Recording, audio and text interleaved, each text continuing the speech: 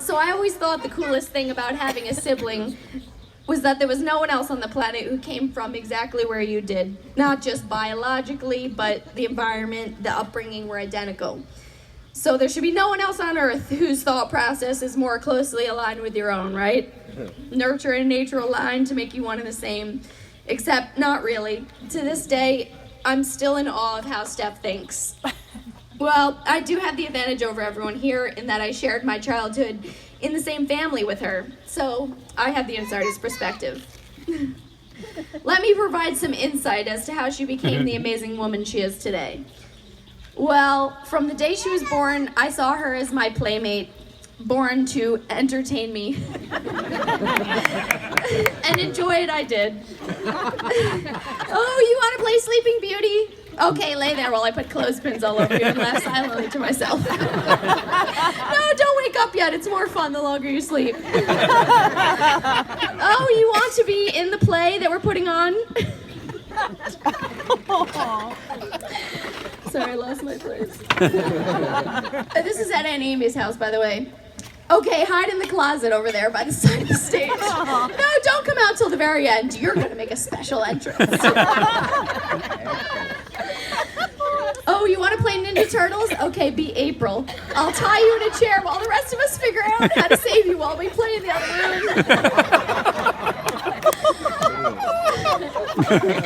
Oh, little sisters. They get put through the ringer. All of these events, of course, produced a lot of guilt later in life. And Steph never hated me for even a moment and has always accepted my numerous apologies throughout our adult friendship. And you know, looking back now, I think she should be thanking me for building her character into what it is today. These tormenting methods clearly worked in producing a well-rounded and successful person. You're welcome, Sean.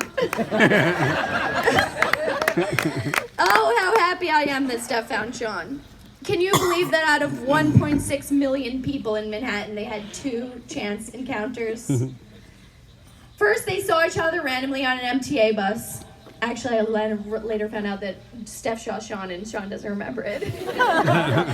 But then they saw each other again at a party. And then after way too long of visiting each other across the long distance between Manhattan and Brooklyn and visiting Austin once, they took a leap of faith and decided to move somewhere neither of them hardly knew, together.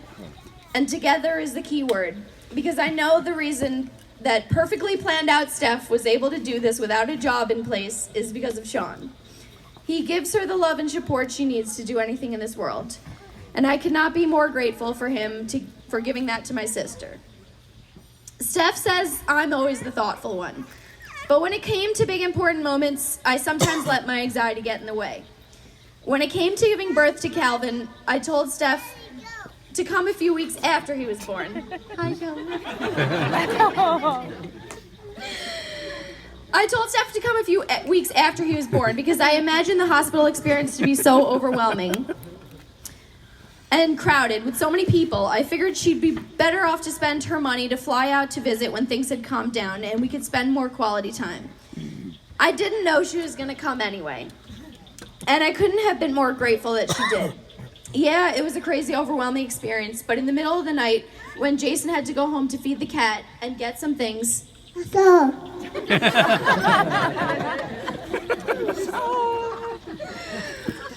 guess who was the only one there with me in the middle of the night to help me take my first shower?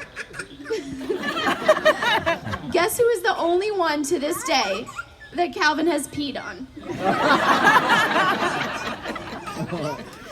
And guess what? It was really fucking special. Thank God she knew better than me. And that's what I really admire most about Stephanie. She's so present in life's most important moments. She may have been the younger sister, but I have learned a lot from her. Mm-hmm. Steph had a lot of moments where she really doubted her decision to have this big to-do wedding because she always thought she would be more true to her not make a big deal, spend a ton of money self. And this is where I'm in awe of how she thinks, because I never had those thoughts. I always wanted a big wedding. I really do admire her for not wanting it. I also admire her for doing it for the right reasons. Unlike most brides who are looking past the really important stuff, Steph is doing this purely out of her love for Sean and so she can have all of you here.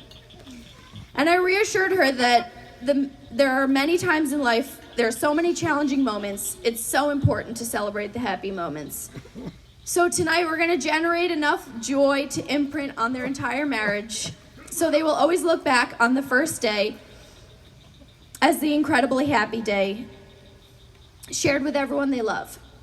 Thank you to everyone who came so far to be here today. Steph and Sean, I know you will always love and support each other through the good times and the bad. And that is what makes a beautiful life together worth celebrating, like big fancy wedding celebrating. Love you.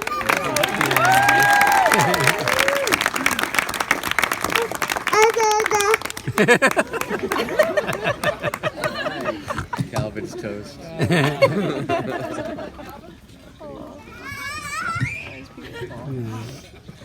Oh.